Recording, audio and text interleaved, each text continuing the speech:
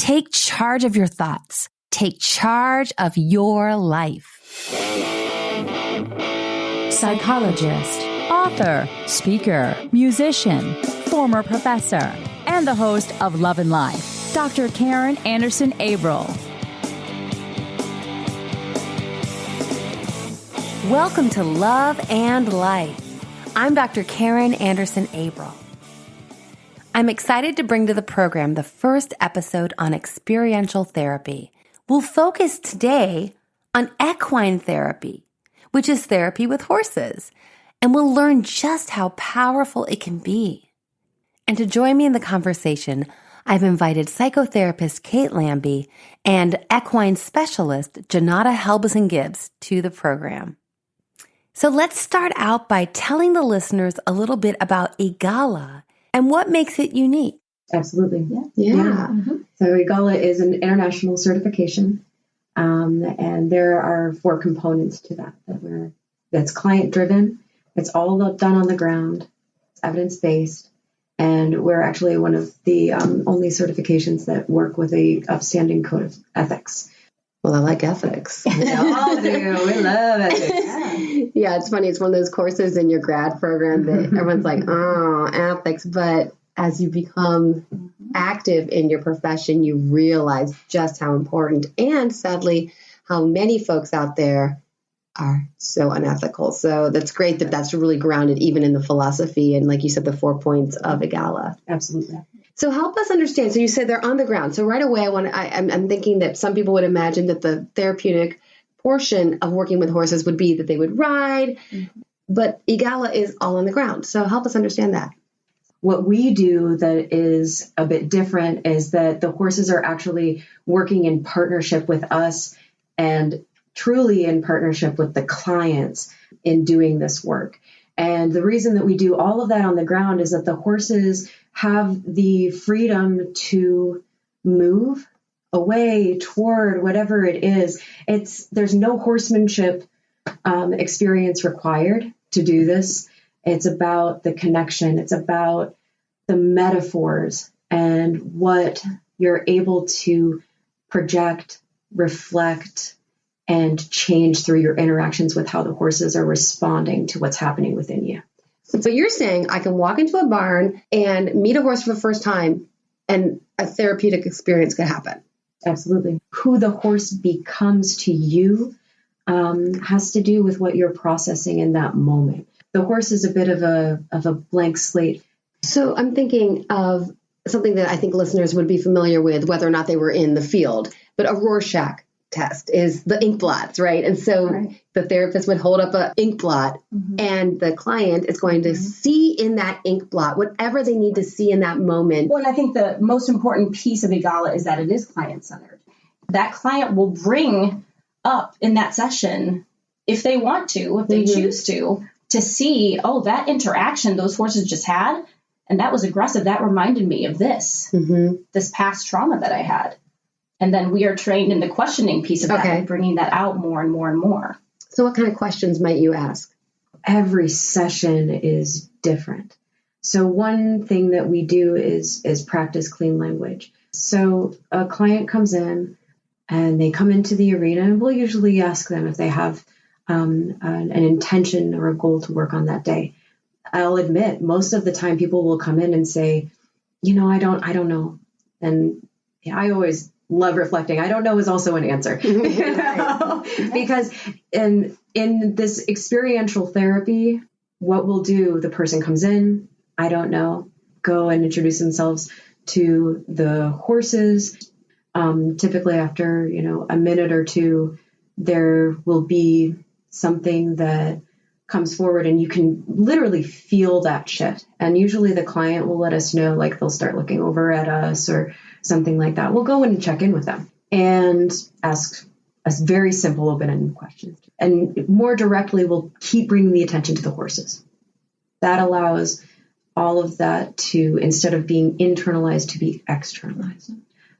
There could be, the horse seems really anxious today. What about the horse is telling you that it's anxious? Swishing its tail as it keeps bringing its butt to me. So what is it telling you? It's telling me that it doesn't want to be near me. It doesn't trust me. Is that reflecting anything else that's happening for you?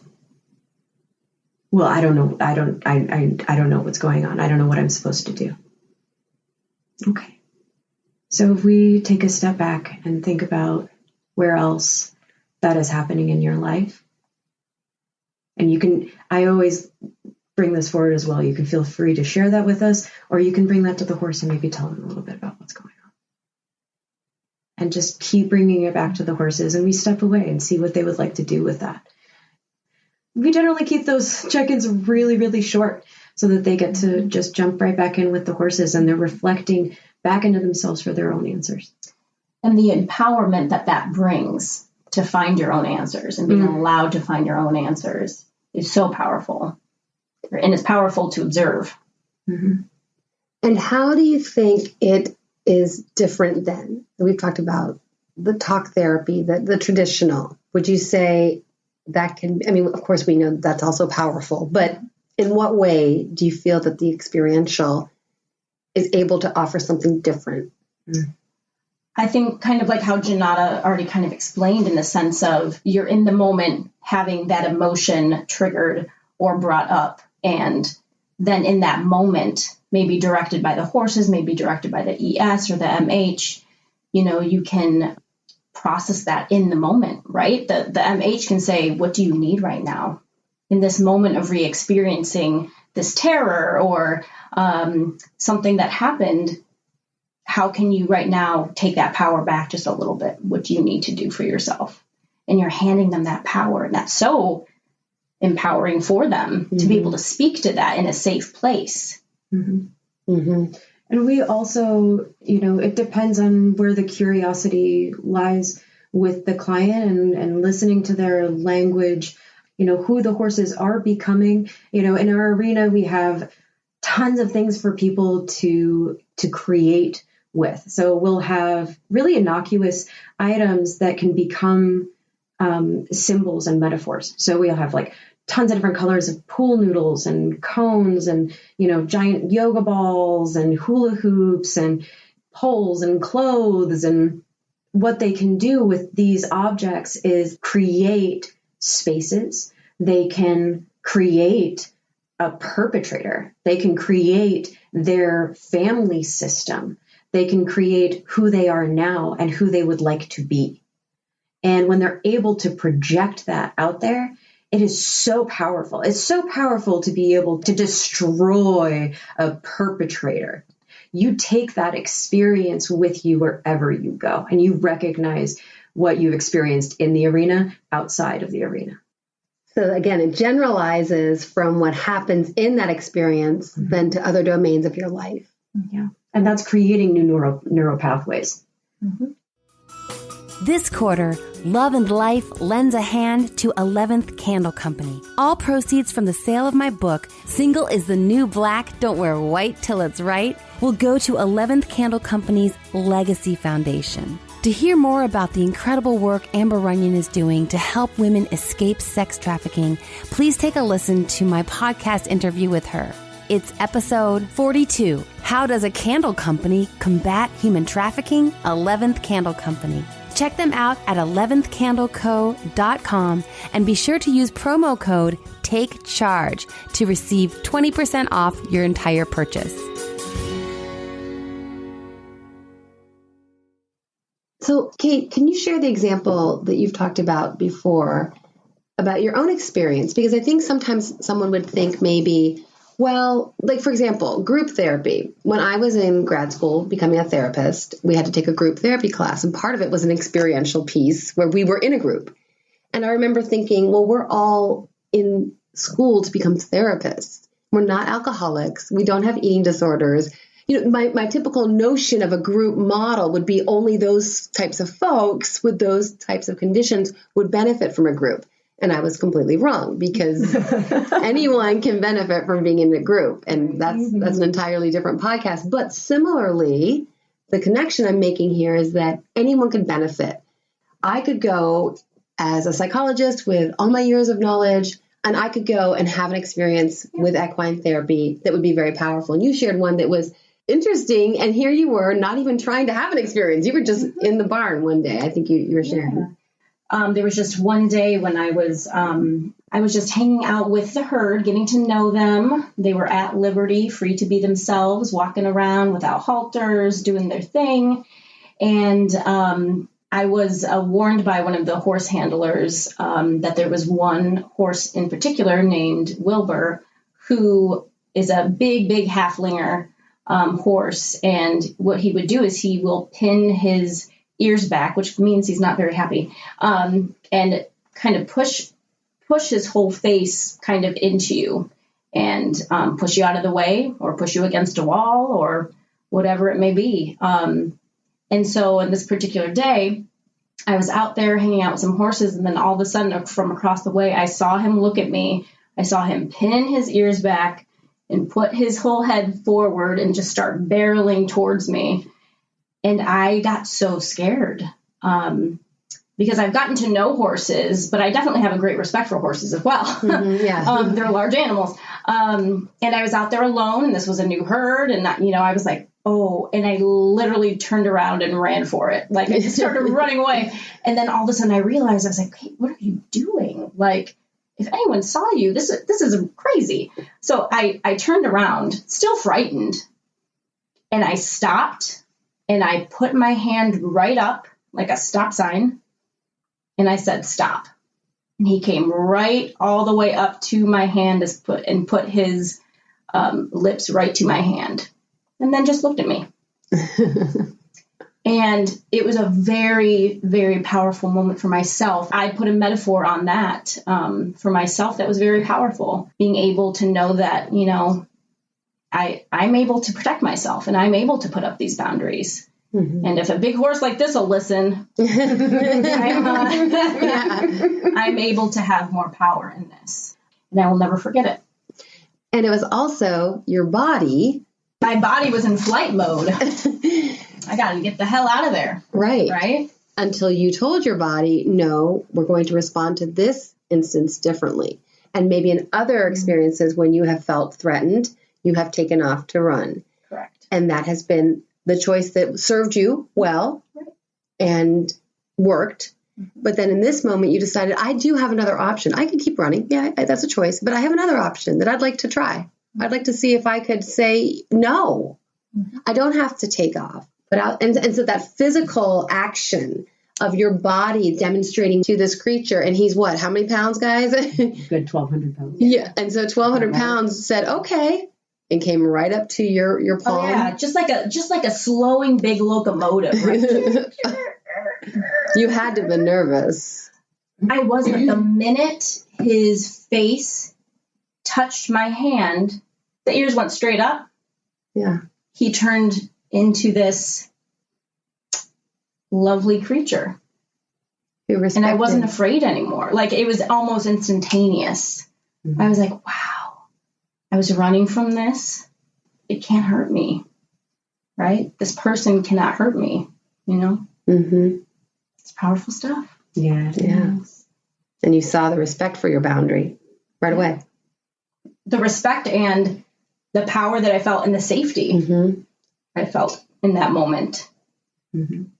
Hey, Black coffee drinkers. Love and Life's newest sponsor, Drink Now, is about to change your world. I'm a black coffee drinker, and so I know what you've been going through. You're burning your tongue, you're scalding your mouth, you're having to wait 40 minutes before you can even take a sip of your black coffee. By the time your coffee is cooled down enough that you could drink it, your muffin or your donut is already long gone. I know. I can't wait to eat that donut either. But now there's a solution. The Drink Now Perfector takes scalding hot coffee down to a drinkable 140 degrees in just 20 seconds without watering your coffee down. Learn more about Drink Now at drinknow.com and on Instagram at _drink_now_. Do you have, when you have clients, they may come with one issue that they want to work with the horses with, and then something entirely different ends up showing up that day? Mm-hmm. You can't lie to a horse. Mm-mm. They don't care what you're telling yourself. They don't care what you're telling us. They're reflecting what is actually happening within you, whether you're conscious of it or not. I'm imagining, so I'm just a lot of thoughts going on. But one thing I'm thinking, so in a typical barn, are the horses, are they working every day, many, many hours? Or do sometimes they're like, no, I'm not in the mood. I'm not doing this today. Like, so how does this work? Oh my gosh, can I please speak to that? That's your role. It's my role. Yeah. Okay. Yeah. So my job, as I see it, is truly to be able to check in with these horses, have an established shorthand and language with them. What I love is that, and not all of the horses on our ranch, we use an equine assisted therapy. It's not really a calling for all horses. It's something that they innately do, but it's not something that all horses would thrive doing. Some love showing, and some love rodeoing, and some just really need to be out in the pasture.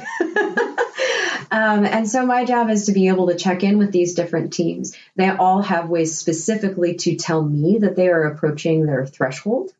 We, through experience, have really been able to see, how many sessions for us facilitators, as well as the horses, work. We do breaks in between. We, check in with each other and the team, which teams have been working with which clients, how many days in a row have they been working. And we've absolutely had horses that we're kind of getting burnt out, and we listen to them, and honestly, we model after them.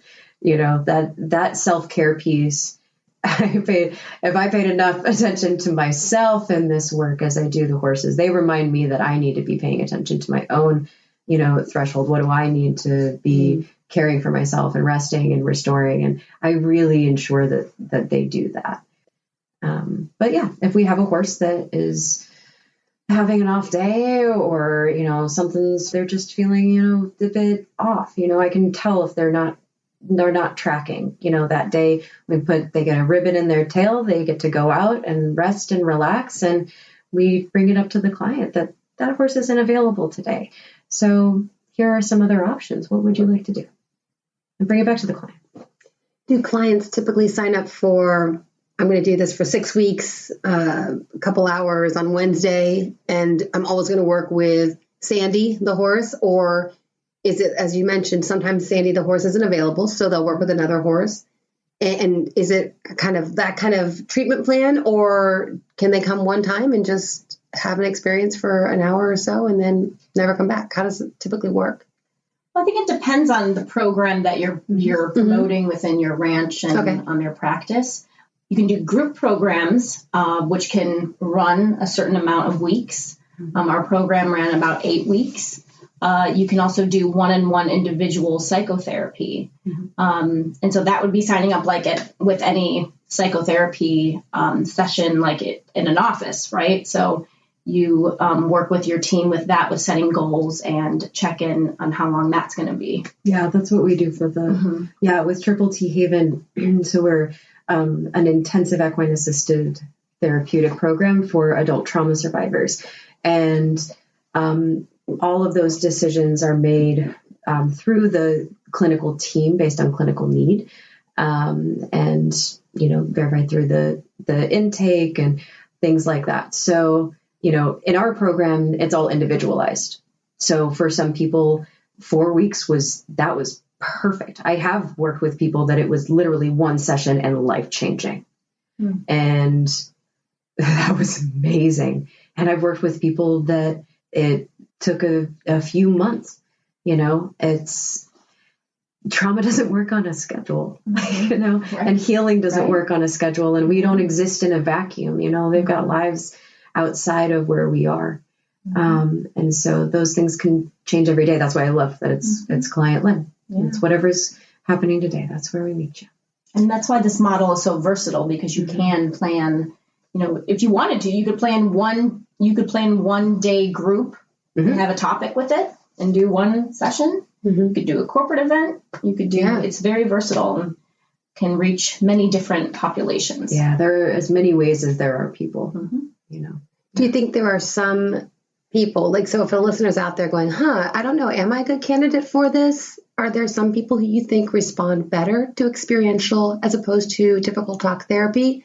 Or do you think Are you curious about it? Right. Try it. Right. If you're already open to it, I'd say try it. Yeah, there's a reason why your curiosity is, there's a reason why you're listening to this now. There's a reason why it's piquing your interest. Mm. And also, I would say, because I think there are some people out there where maybe talk therapy isn't necessarily getting you where you think you can go or where you want to go. And I mean, experiential therapy is great for that. Or if talk therapy is only taking you to a certain point, and you need to go a little deeper, or, I think it would be beneficial in that way. Yeah. If there's something that you are stuck in, that's where experiential can really be profound and powerful, because you're accessing a completely different part of your brain and your body. I mean, the body holds so many memories, and being in a physical space, like actually physically moving, putting your, creating spaces, interacting with horses, there's physical, there's physical benefits also to even just being around horses, that help to regulate the system. I mean, it's incredible for folks with PTSD and anxiety and depression. It's amazing. Is it for everybody? No. And that's totally fine. That's why there are a ton of different modalities. Right. Absolutely. That's why I say follow your curiosity. But yeah, there's a place that you're feeling particularly stuck in. Maybe it'd be worth a try. So my background as a therapist was with kids, and I see this as being particularly helpful for children. Not that obviously adults can get so much out of it. I'm super on board, no question. But especially kids who, in my experience, I was working in inner city Chicago, sitting down with some 13-year-old boy. He does not really want to talk to this, at the time, I'm 25-year-old chick in front of him. And I love the experiential for that, because that talking at a young person, I mean, parents will say this all the time. They even things like, don't even try to talk to your kid unless you're driving, because that way you're both looking forward, those sorts of things. A young person, especially, who may feel already like, why do I have to go talk to somebody? I'm not crazy. All those sorts of messages that might be going on in their mind. And especially I'm thinking also of, Kate, you've taken some kids from urban contexts out to a farm. I mean, that alone, the kids I worked with, many of whom had never left their neighborhood, had not left their block, basically. They could see the Sears Tower from the south side of Chicago, and they would tell me, they're 13 years old, I've never been downtown. I mean, so even just getting them out of an environment that has, very likely, the kids I was working with, they were in child welfare for a reason. So they had trauma, and to get them out, just even that was so powerful. But Kate, talk about some of the experiences you've had with kids in particular with equine therapy. Yeah, so actually a lot of my experience so far has been with the teenage population with the equine therapy. And I think it's been great for them. I'll give you one example. We just finished our pilot program, and where we served teens in high school struggling with anxiety and depression. And we actually got a referral for the 16-year-old boy who was, the mom cornered me the first time that we arrived, just upset and, he's just not doing well at home, and he doesn't listen, and he doesn't have friends, and this and that, and just very stressed about it. And in the beginning, very reserved, very quiet, not talking a lot. But I will tell you, near probably the second to last session, the mom cornered me again. And she said, oh my gosh, he has changed so much. He is talking, he is listening, he's doing his homework, all these things. And then she said, and after this program, he wants to have individual therapy with you now. So that it's like a huge, to a kid who didn't even want to do in-office therapy, he did this. And the first thing he kept saying is, I can't believe I was able to have a relationship with a horse. I think that meant so much to him, not to mention the group dynamic. This group got very close and was very supportive of each other. And you could just see how he changed just in his face and in the way his posture and the way that he was interacting. He just opened up. He just blossomed. Wow.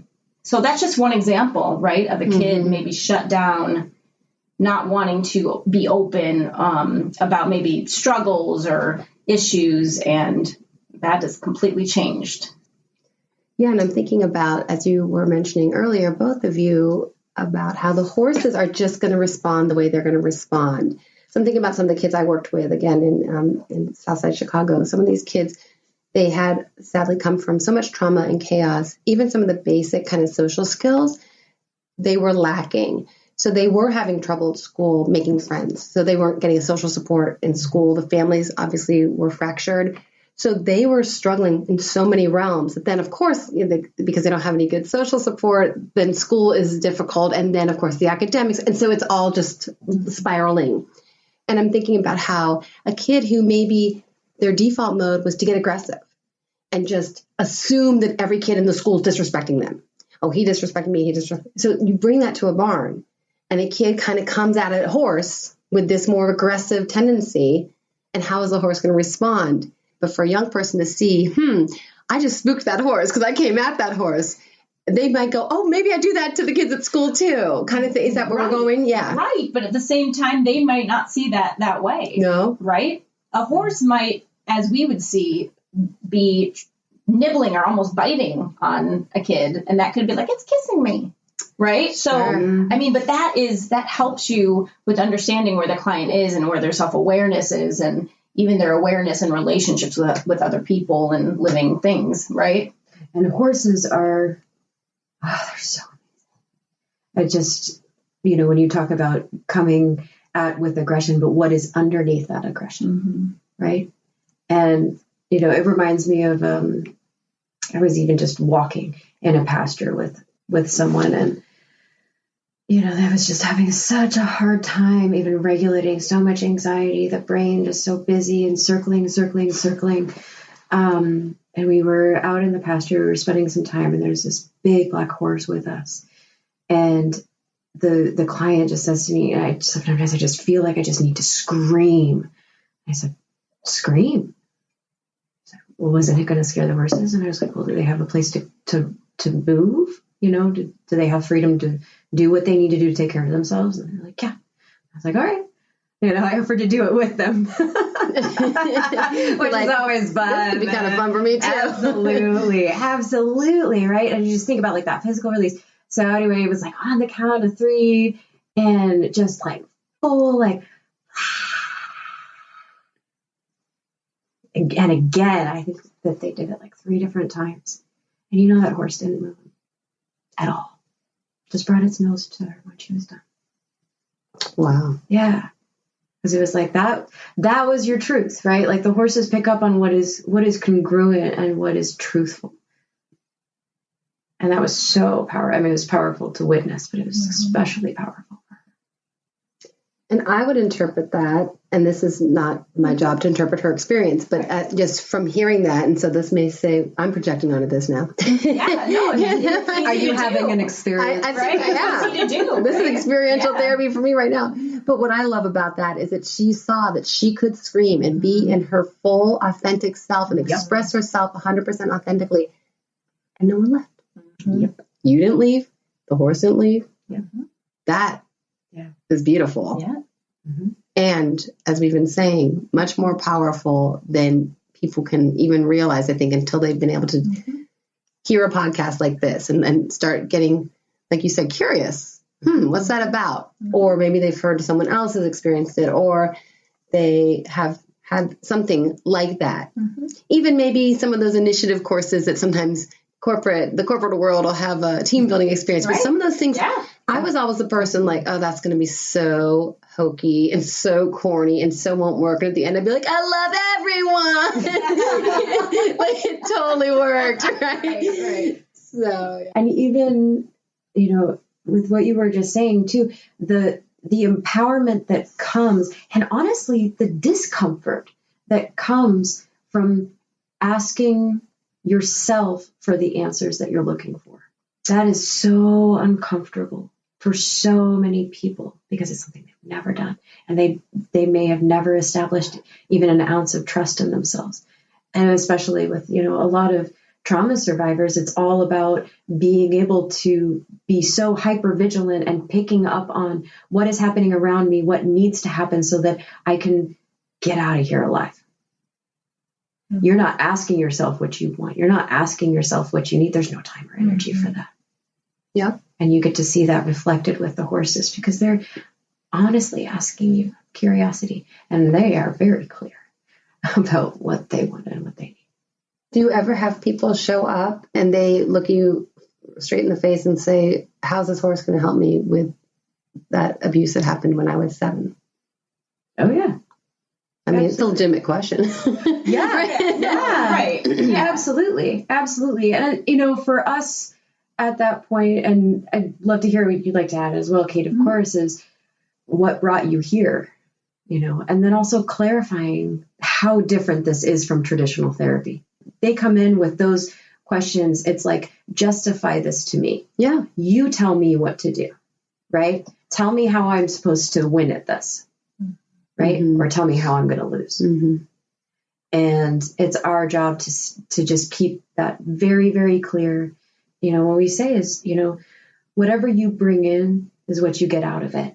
And that may sound short, but a lot of the things that we say are very vague for a reason, because the client's only going to go as far as they're ready to go. If we set up even an ounce of expectation, then there is a right or wrong. Mm-hmm. Mm-hmm. And then we're not doing justice to them. We're disempowering them in that process. Mm-hmm. Even just going in with curiosity, what are you bringing in today, and see what the horse has said. You don't even have to tell us about it. Yeah. It's about your experience. This is all yours. You don't even have to know. Yeah, I mean, I think with the resistance, a lot with the teenagers. Oh, right, coming there, my parents made me come here, and right. But slowly but surely, seeing them again, kind of open up, make relationships with the other teens in the group, making relationships with the horses. So yeah, I have seen that for sure. Dr. Karen Anderson-Abril. I'd love to connect with you on social media. On Instagram, I'm at Dr. Karen, dr.karin.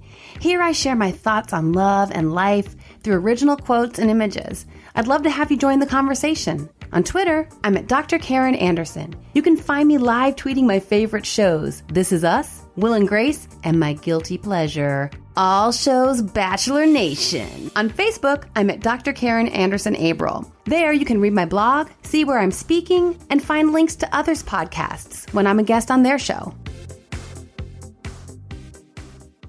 So we've been talking a little bit about a client's expectations and what they would imagine it might be like to be in equine therapy or therapy in general. And one of the things that you both have spoken to a little bit, but I want to focus a little bit more on, is something that actually generalizes to all therapy.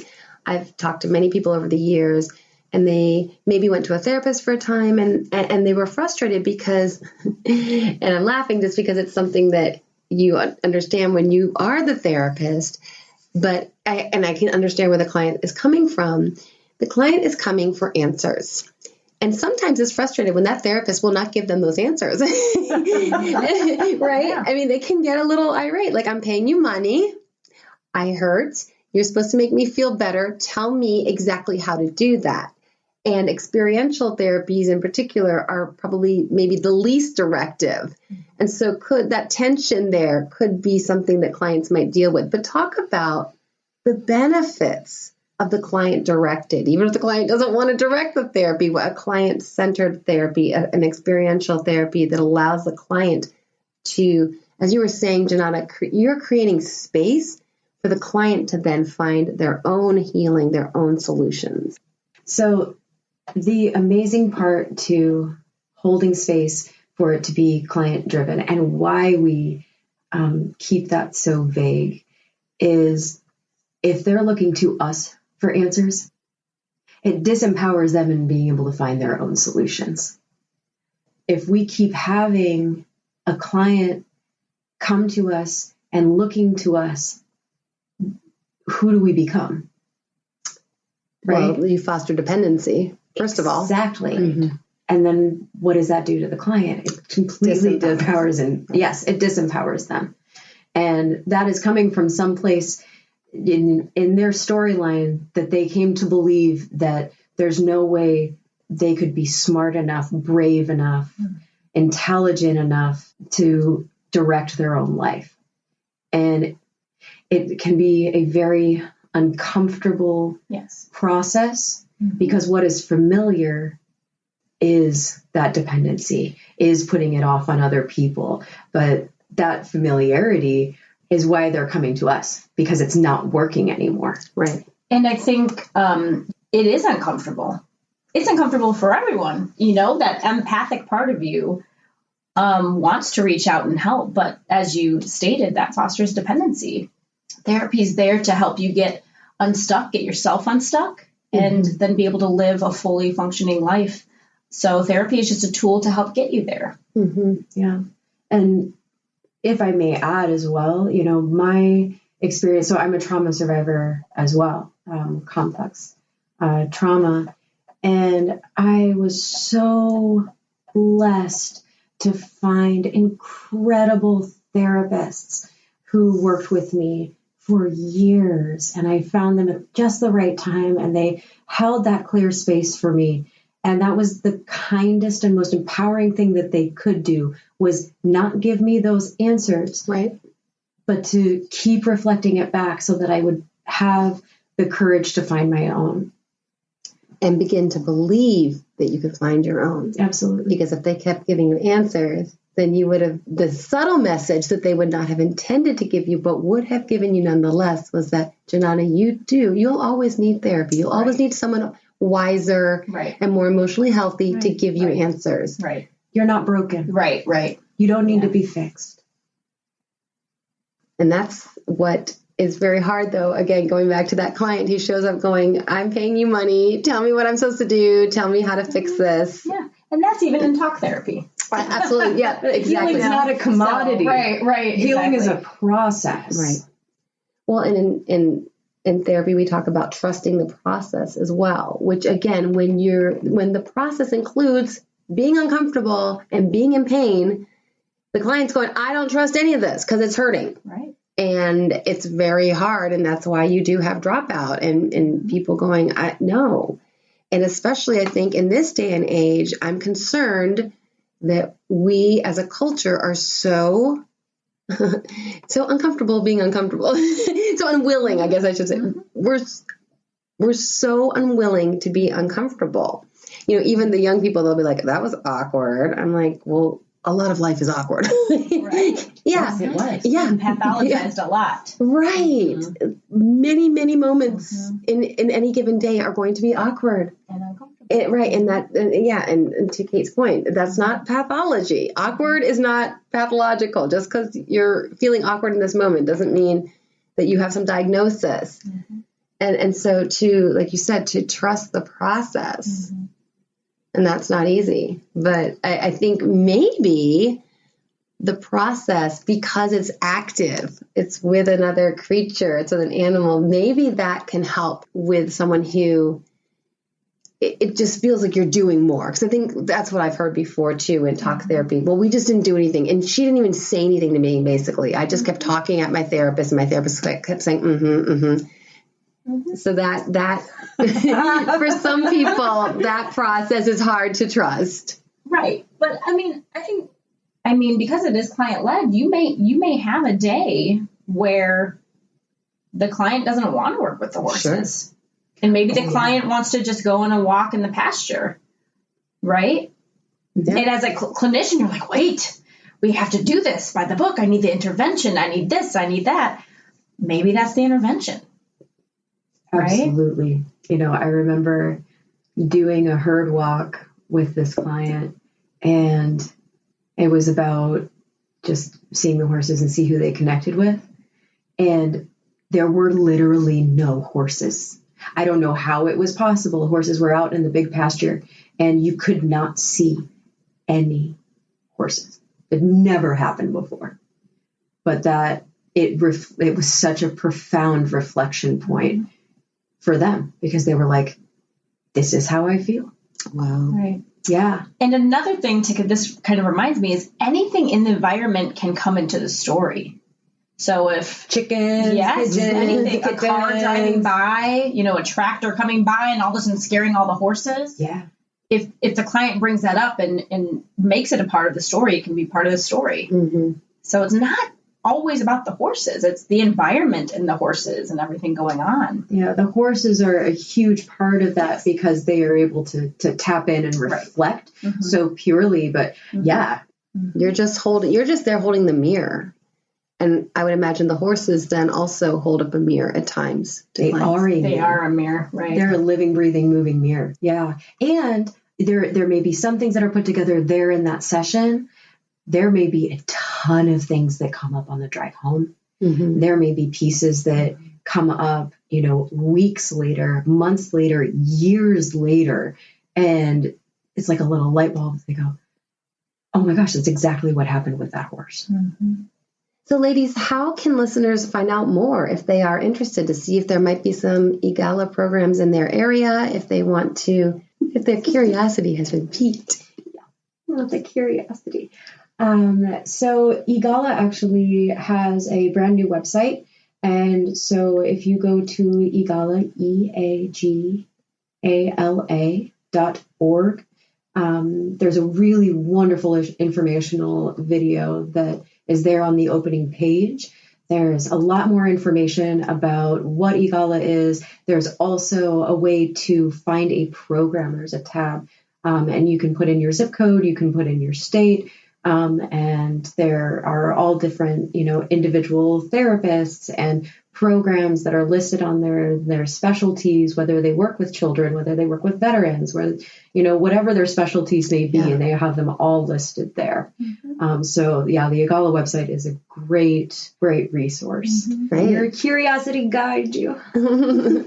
Kate, anything that you want to share as far as contact information or? Well, as far as speaking in Illinois, there are several working barns with EAGALA, which I'm very happy about. I just went to a networking event yesterday. Mm-hmm. So there are programs up and running in Illinois. So, but as far as ours, I work with youth and family counseling.